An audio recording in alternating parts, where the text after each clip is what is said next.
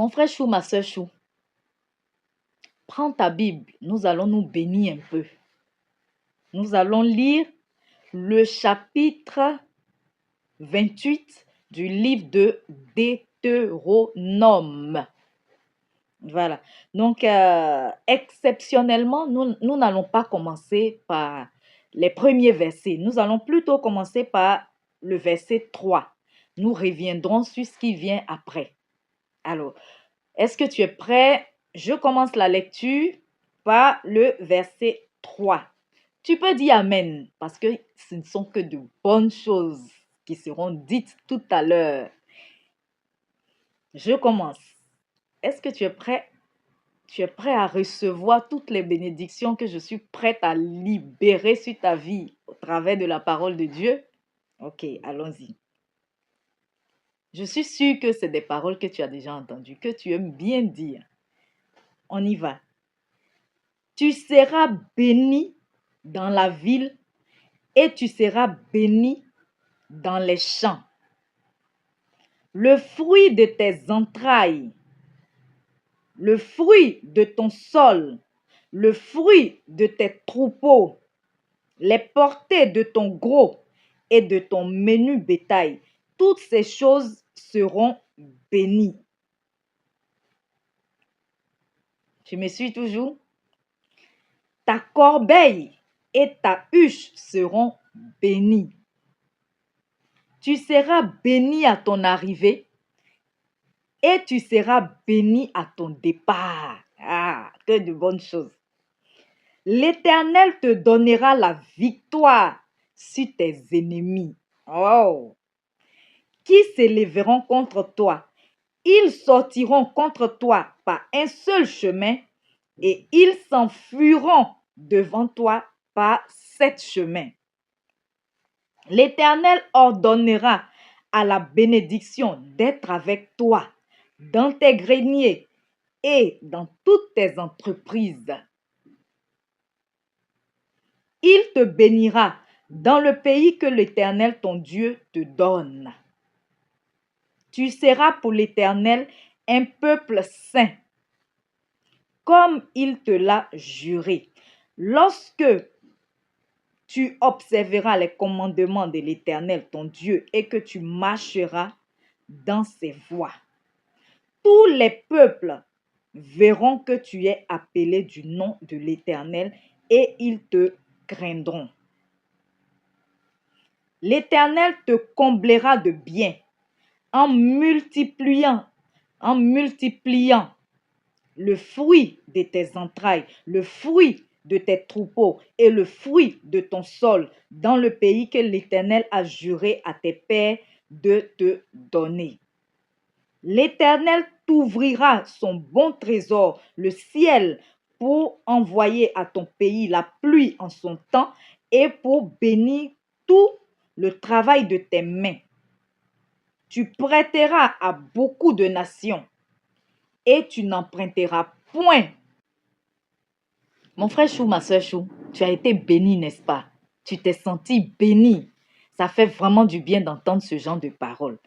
Maintenant, toutes ces bénédictions, à quelles conditions? Parce que généralement, nous citons ces bénédictions-là et nous nous arrêtons seulement à ça. Je serai la tête et non la queue. Je serai en haut et non en bas. Mais il y a des conditions, à vrai dire.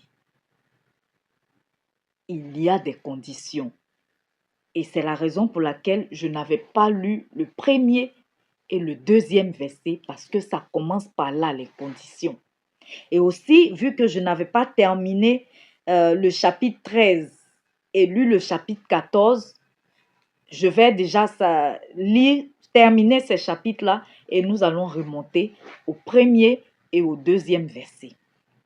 Donc, pour continuer, je vais même carrément, pour boucler la boucle des bénédictions et commencer par les conditions. Donc, chapitre 13. L'Éternel fera de toi la tête et non la queue. Tu seras toujours en haut et tu ne seras jamais en bas. Lorsque, voilà où commencent les conditions.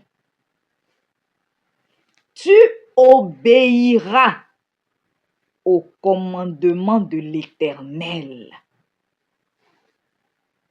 ton Dieu, que je te prescris aujourd'hui, lorsque tu observeras et les mettras en pratique, et que tu ne te détourneras ni à droite ni à gauche de tous les commandements que je vous donne aujourd'hui pour aller auprès d'autres dieux pour les servir. Et maintenant, nous allons, avant de continuer au verset 15, nous allons maintenant commencer au verset 1er et 2, les conditions des bénédictions que je venais de te lire. Alors, que disent les versets 1 et 2? Donc, voilà. Le chapitre 28 commence par là. Si tu obéis à la voix de l'Éternel, ton Dieu, en observant et en mettant en pratique tous ses commandements que je te prescris aujourd'hui, l'Éternel, ton Dieu, te donnera la supériorité sur toutes les nations de la terre.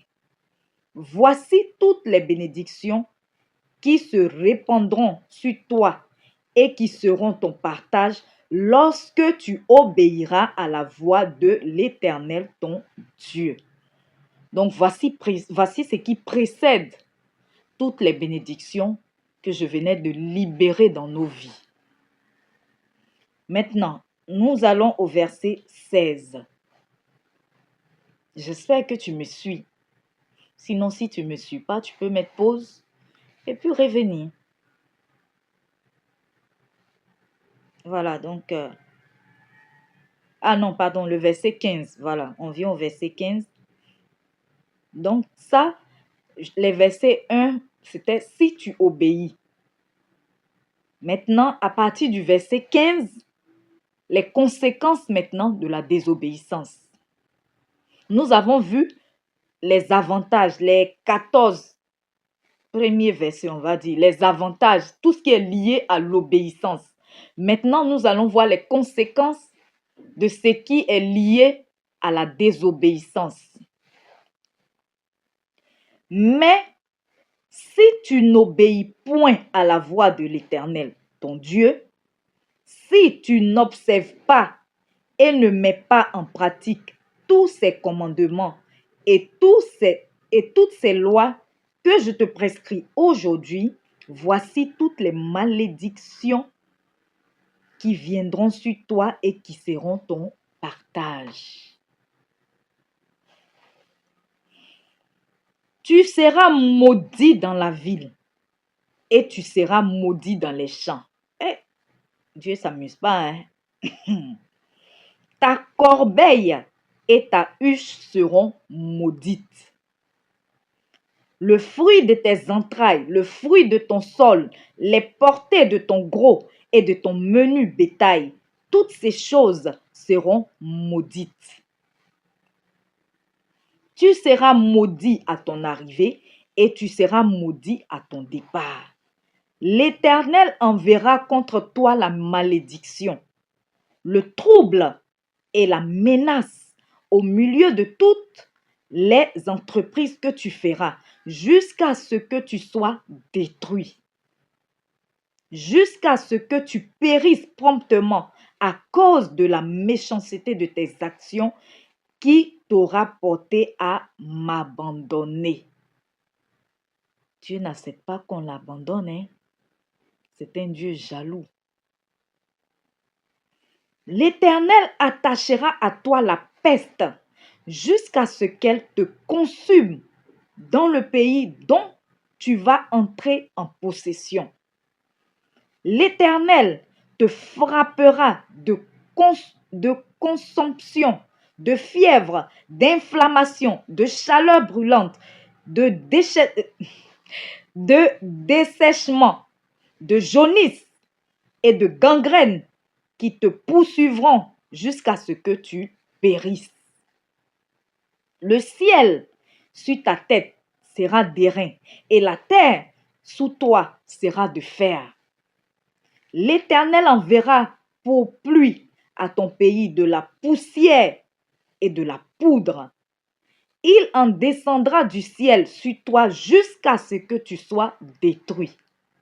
L'Éternel te fera battre par tes ennemis. Tu sortiras contre eux par un seul chemin et tu t'enfuiras devant eux par 7 chemins et tu seras un objet d'effroi pour tous les royaumes de la terre. Ton cadavre sera la pâture de tous les oiseaux du ciel et des bêtes de la terre, et il n'y aura personne pour les troubler. L'Éternel te frappera d'ulcères d'Égypte, d'hémorroïdes, coco, de gale, croussa, de teigne. Teigne, je ne sais plus comment on appelait ça. Bon, c'est pas grave. Bref, on passe. Dont tu ne pourras guérir. L'Éternel te frappera de délire, d'aveuglement, d'égarement d'esprit. Et tu tâtonneras en plein midi comme l'aveugle dans l'obscurité. Tu n'auras point de succès dans tes entreprises et tu seras tous les jours opprimé, dépouillé, et il n'y aura personne pour venir à ton secours. Quand 2 hommes se battent, Dieu peut intervenir. Mais quand tu te bats avec Dieu, qui peut te délivrer de ses mains? Prends pitié, ô Seigneur. On continue, verset 30. Tu auras une fiancée et un autre homme couchera avec elle. Les hommes qui ne supportent pas l'infidélité des femmes. Dieu même savait depuis longtemps que les hommes, généralement infidèles, mais qui ne supportent pas l'infidélité des femmes. Et voici la malédiction qui va frapper l'homme qui n'obéit pas à Dieu. Il aura la fiancée et c'est un autre homme qui va jouer au lit-ball avec elle. Tu bâtiras une maison et tu ne l'habiteras pas. Tu planteras une vigne et tu n'en jouiras pas. Ton bœuf sera égorgé sous tes yeux et tu n'en mangeras pas. Ton âne sera enlevé devant toi et on ne te le rendra pas. Tes brebis seront données à tes ennemis et il n'y aura personne pour venir à ton secours. Tes fils et tes filles seront livrés à un autre peuple. Tes yeux le verront et languiront tout le jour après eux et ta main sera sans force. Un peuple que tu n'auras point connu mangera le fruit de ton sol et tout le produit de ton travail. Et tu seras tous les jours opprimé et écrasé. Le spectacle que tu auras sous tes yeux te jettera dans le délire. L'Éternel te frappera aux genoux et aux cuisses d'un ulcère malin dont tu ne pourras guérir. Il te frappera depuis la plante des pieds jusqu'au sommet de la tête. L'Éternel te fera marcher, toi et ton roi, que tu auras établi sur toi, vers une nation que tu n'auras point connue, ni toi, ni tes pères, et là tu serviras d'autres dieux du bois et de la pierre. Et tu seras un sujet d'étonnement, de sarcasme et de raillerie parmi tous les peuples chez qui l'Éternel te mènera. Tu transporteras sur ton champ beaucoup de semences et tu feras une faible récolte, car les sauterelles la dévoreront. Tu planteras des vignes et tu les cultiveras, et tu n'en boiras pas le vin, et tu ne feras pas de récolte, car les vers les mangeront. Tu auras des oliviers dans toute l'étendue de ton pays, et tu ne oindras pas d'huile, car tes olives tomberont. Tu engendreras des fils et des filles, et ils ne seront pas à toi, car ils iront en captivité. Les insectes prendront possession de tous tes arbres et du fruit de ton sol. L'étranger qui sera au milieu de toi s'élèvera toujours au-dessus de toi, et toi, tu descendras toujours plus bas. Il te prêtera, et tu ne lui prêteras pas. Il sera la tête, et tu seras la queue. Toutes ces malédictions viendront sur toi. Elles te poursuivront et seront ton partage jusqu'à ce que tu sois détruit, parce que tu n'auras pas obéi à la voix de l'Éternel, ton Dieu, parce que tu n'auras pas observé ses commandements et ses lois qu'il te prescrit. Elles seront à jamais pour toi et pour tes descendants comme des signes et des prodiges. Pour n'avoir pas au milieu de l'abondance de toutes ces choses, servis l'Éternel, ton Dieu, avec joie et de bon cœur. Tu serviras au milieu de la faim, de la soif, de la nudité et de la disette, de toutes ces choses, tes ennemis que l'Éternel enverra contre toi. Il mettra un joug de fer sur ton cou jusqu'à ce qu'il t'ait détruit. L'Éternel fera partie de loin des extrémités de la terre une nation qui fondra sur toi d'un vol d'aigle, une nation dont tu n'entendras point la langue, une nation au visage farouche et qui n'aura ni respect pour le vieillard ni pitié pour l'enfant. Elle mangera le fruit de tes troupeaux et le fruit de ton sol jusqu'à ce que tu sois détruit. Elle ne te laissera ni blé, ni mou, ni huile, ni portée de ton gros et de ton menu bétail jusqu'à ce qu'elle t'ait fait périr. Elle t'assiégera dans toutes tes portes jusqu'à ce que tes murailles tombent. Ces hautes et fortes murailles sur lesquelles tu auras placé ta confiance dans toute l'étendue de ton pays. Elle t'assiégera dans toutes tes portes, dans tout le pays que l'Éternel ton Dieu te donne. Au milieu de l'angoisse et de la détresse, où te réduira ton ennemi, tu mangeras le fruit de tes entrailles, la chair de tes fils et de tes filles que l'Éternel, ton Dieu, t'aura donné. L'homme d'entre vous, le plus délicat et le plus habitué à la mollesse, aura un œil sans pitié pour son frère, pour la femme qui repose sur son sein, pour ceux de ses enfants qu'il a épargnés.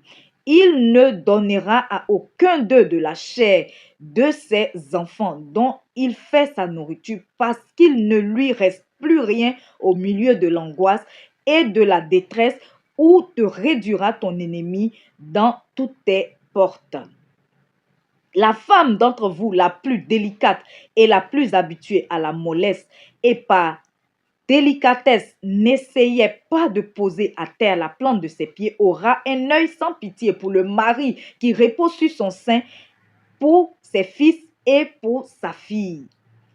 Elle ne leur donnera rien de l'arrière faire sortir d'entre ses pieds et des enfants qu'elle mettra au monde, car manquant de tout, elle en fera secrètement sa nourriture au milieu de l'angoisse et de la détresse, où te réduira ton ennemi dans tes portes. Si tu n'observes pas et ne mets pas en pratique toutes les paroles de cette loi écrites dans ce livre, si tu ne crains pas ce nom glorieux et redoutable de l'Éternel ton Dieu, L'Éternel te frappera miraculeusement, toi et ta postérité, par des plaies grandes et de longue durée, par des maladies graves et opiniâtres. Il amènera sur toi toutes les maladies d'Égypte devant lesquelles tu tremblais, et elles s'attacheront à toi. Et même l'Éternel fera venir sur toi jusqu'à ce que tu sois détruit toutes sortes de maladies et de plaies qui ne sont point mentionnées dans le livre de cette loi. Après avoir été nombreux que les étoiles du ciel, vous ne resterez qu'un petit nombre, parce que tu n'auras point obéi à la voix de l'Éternel ton Dieu. De même que l'Éternel prenait plaisir à vous faire du bien et à vous multiplier, de même l'Éternel prendra plaisir à vous faire périr et à vous détruire, et vous serez arrachés du pays dont tu vas entrer en possession. L'Éternel te dispersera parmi tous les peuples, d'une extrémité de la terre à l'autre, et là, tu serviras d'autres dieux que n'ont connu ni toi, ni tes pères, du bois et de la pierre. On dit, tu vas servir des dieux de... C'est-à-dire, donc, si toi, tu sers des dieux de bois et de pierre, c'est-à-dire que c'est une malédiction. Parmi ces nations, tu ne seras pas tranquille et tu n'auras pas un lieu de repos pour la plante de tes pieds. L'Éternel rendra ton cœur agité, tes yeux languissants, ton âme souffrante. Ta vie sera comme en suspens devant toi. Tu trembleras la nuit et le jour. Tu douteras de ton existence. Dans l'effroi qui remplira ton cœur et en présence de ce que tes yeux verront, tu diras le matin, puisse le soir être là. Et tu diras le soir, puisse le matin être là. Et l'Éternel te ramènera sur des navires en Égypte et tu feras ce chemin dont je t'avais dit. Tu ne le reverras plus. Là, vous vous offrirez en vente à vos ennemis comme esclaves, comme servantes, et il n'y aura personne pour vous acheter.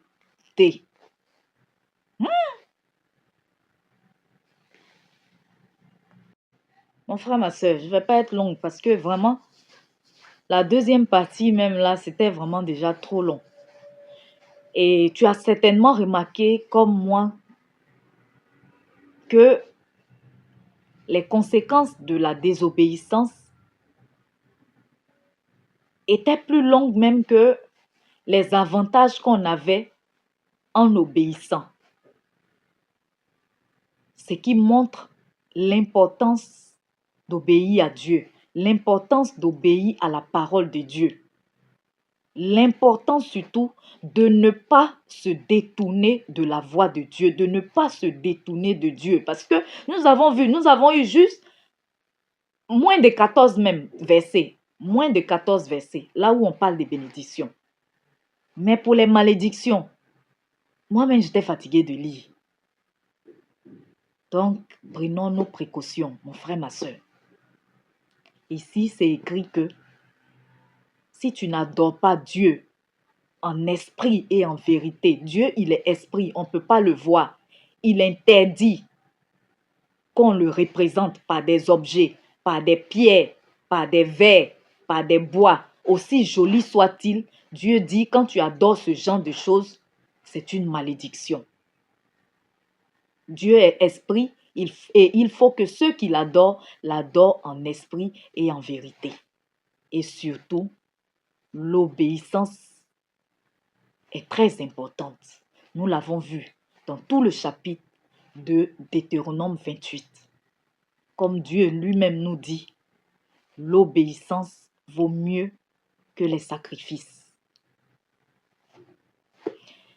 Que le Saint-Esprit nous aide et nous conduise sur la voie de l'éternité. Amen.